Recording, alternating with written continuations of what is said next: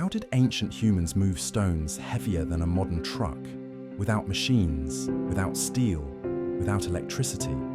How did they align a monument to true north with near-perfect precision, thousands of years before GPS existed? And why does a structure built over 4,000 years ago still challenge modern engineers today? What if the real story of the pyramids is far stranger and far more human than anything you've ever been told? Stay with me, because the answers are hidden in the stones. How were the pyramids really built? It sounds like a simple question, but the more you look at them, the stranger they become. Enormous mountains of stone rising from the desert. Perfect lines, perfect angles, built by a civilization that had no electricity, no engines, no steel, and yet they are still standing after more than 4,000 years. Think about that for a moment. Even today, building something this massive would be a challenge. So how did ancient humans do it? Some people whisper about aliens. Others imagine lost technologies, forgotten civilizations, hidden knowledge erased by time. But the real mystery isn't hidden in science fiction.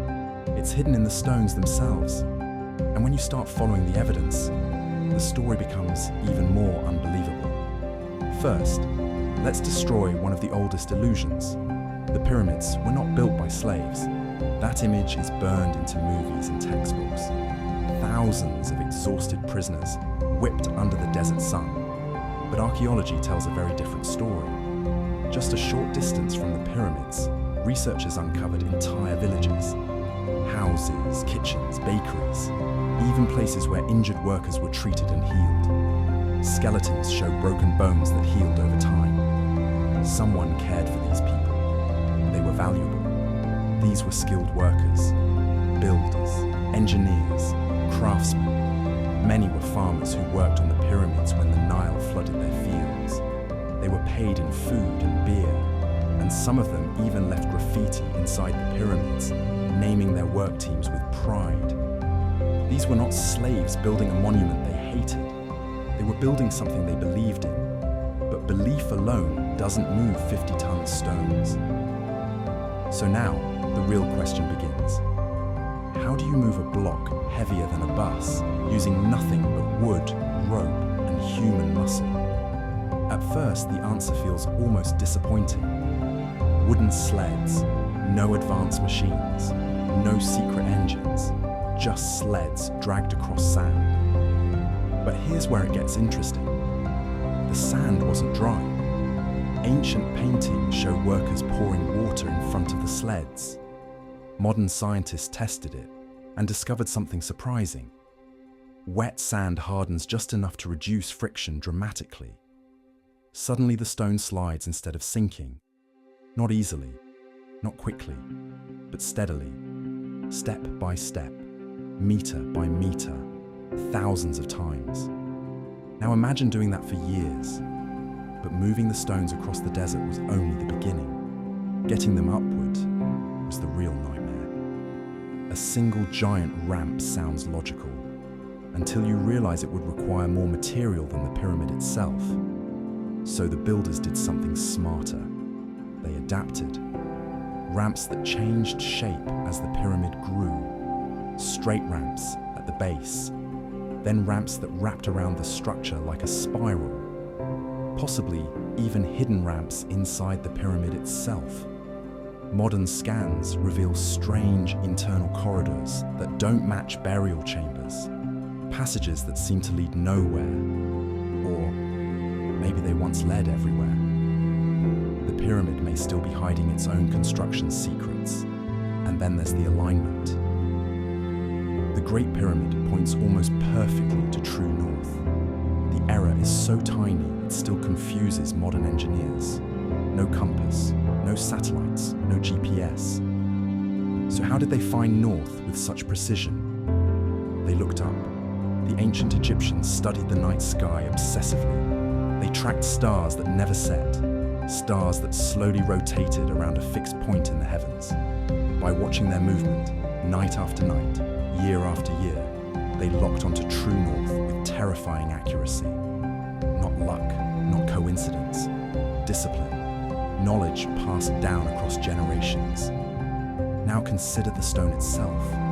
Granite is brutally hard. Even modern tools struggle with it. The Egyptians had copper, soft metal, and sand, yet they cut granite blocks so precisely that even today you can barely slide a blade between the joints. Tiny grains slowly grinding through stone, hour after hour, day after day.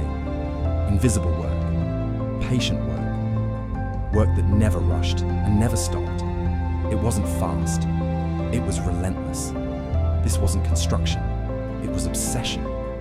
Imagine the sound, the dry hiss of sand against granite, the slow vibration traveling through the tool into the hands of the worker, the knowledge that progress could barely be seen, yet still had to continue.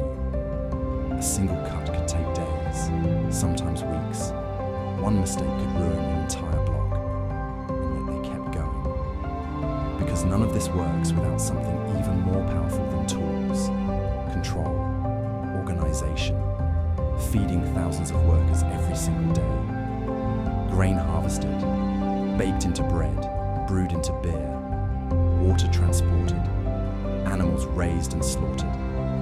An entire economy moving to sustain a single project, transporting stone across vast distances, from quarries hundreds of kilometers away, across rivers, across desert, through heat, dust, and exhaustion, planning measurements, angles, schedules, labor. Who cuts? Who pulls? Who lifts? Who aligns? Who records? Every task connected to another. Every delay multiplying into chaos if not controlled. One mistake, and everything collapses. A misaligned stone, a weakened ramp, a broken tool at the wrong moment, a shortage of food, a miscalculated angle. This wasn't chaos. It was one of the most complex logistical operations the ancient world had ever seen. A living system of people, resources, timing, and precision, moving like a giant machine made entirely of human beings.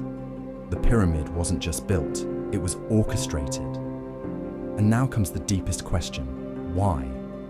Why invest decades of effort, generations of labor, unimaginable resources for a tomb?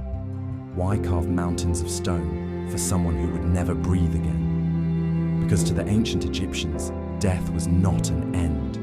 It was a doorway, a transformation. Life continued, but on a different level of existence. The soul needed protection, guidance, power, stability. The pyramid was a gateway, a carefully designed engine for eternity, a structure aligned with the heavens, reflecting cosmic order on Earth, a bridge between the physical world and the invisible one, a symbol of order rising against the chaos of the universe. Every stone mattered, every angle carried meaning, every passage had a purpose. Every chamber spoke a symbolic language written in geometry and light. Nothing was random. This wasn't vanity. This was survival. Beyond death. Do we know every detail today? No. Some answers remain buried beneath layers of stone and time. Some methods are still debated by scientists and engineers. Some secrets may never be fully recovered. And maybe that's part of the power. The pyramids refuse to give up all their answers. They demand respect. They reward patience. They remind us how much we still don't know. But one truth is undeniable. Human beings built the pyramids. Not gods. Not visitors from the stars. Not lost super civilizations. Just humans. Humans with patience. Humans with vision. Humans capable of long-term thinking in a world that often only sees tomorrow. Humans willing to sacrifice comfort for legacy. Humans willing to shape the world stone by stone, generation after generation. And maybe the real mystery isn't how they built the pyramids. Maybe the real mystery is why we keep underestimating what humans are capable of. When they truly believe in something, when they commit fully, when they align purpose, effort, and imagination, when they decide that something must exist, even if they themselves will never see its completion. That may be the greatest monument the pyramids have ever built, not in stone, but in us.